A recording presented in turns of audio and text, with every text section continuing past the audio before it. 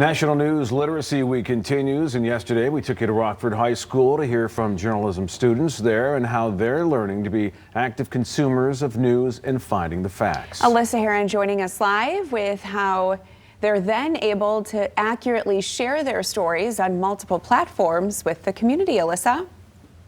Hey, good morning. Well, the broadcast journalism students, a part of Beyond the Rock at Rockford High School, went from doing these weekly newscasts in person to becoming the main source for the community, for their board meetings, for live streaming their sports, all while being remote.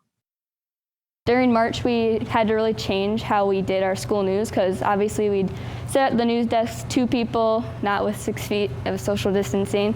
And so it was a really big change going online. We'd have to communicate a lot more between everyone to make sure that we still get our school news out. And with that came some quick lessons on how the students could produce stories remotely. We did a lot of lessons on mobile videography, so our students were shooting and sometimes editing on their phones or maybe their own laptops.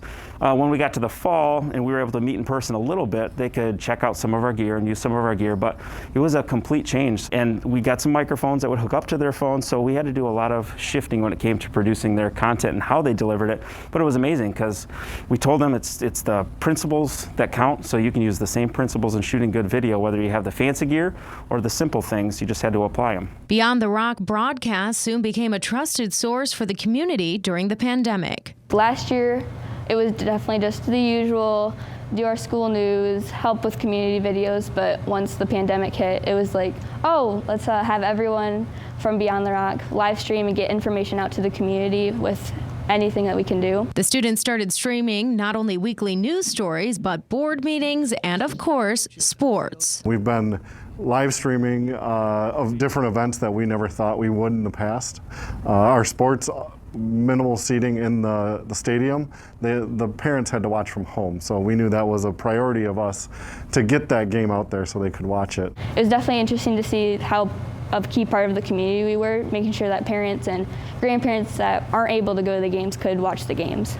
And before they knew it, Beyond the Rock's audience was growing. I compared last year's numbers of how many videos we put out on our YouTube channel, and it was, I think we did around 30 to 40 district videos, school videos, compared to this year.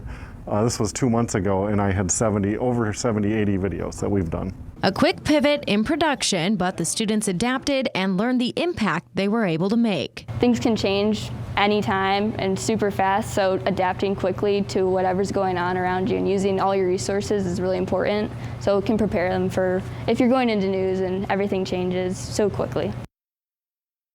And if you'd like to check out some stuff from Beyond the Rock, we'll have them linked to this article on our mobile news app. And News Literacy Week continues tomorrow. We're going to be taking you to Michigan State University and speaking with some of their broadcast journalism students. Mike, Deanna?